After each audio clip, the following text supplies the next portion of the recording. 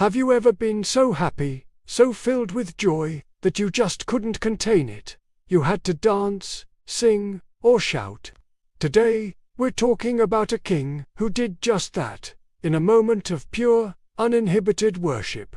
This is the story of King David and the Ark of the Covenant. Imagine this.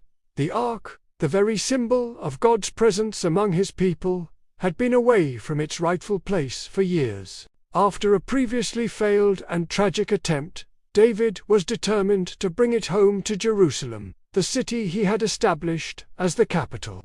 This time, he did things right, following God's specific instructions.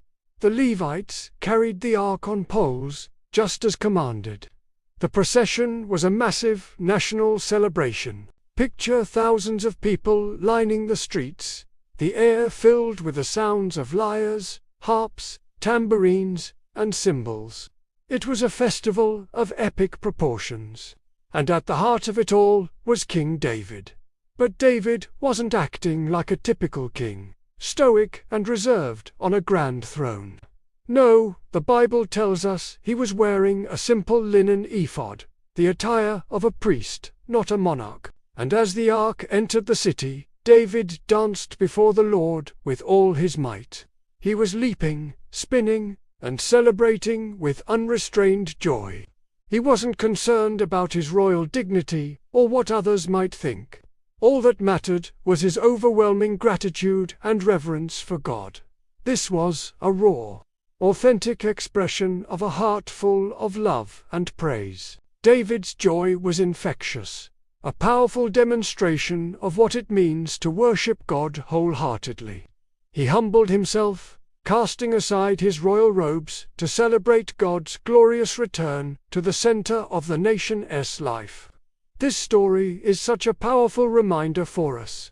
Sometimes, we can get caught up in looking a certain way or worrying about other people's opinions, even in our worship. But David shows us the beauty of letting go.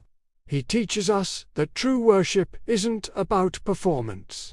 It's about the posture of our hearts.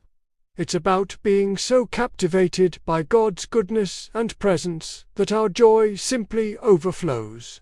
So, whatever your dance looks like, whether it's singing, serving, praying, or creating, don't be afraid to do it with all your might. Let your worship be a genuine, joyful response to the incredible God we serve. Thanks for joining me today. If this story encouraged you, hit that like button and subscribe.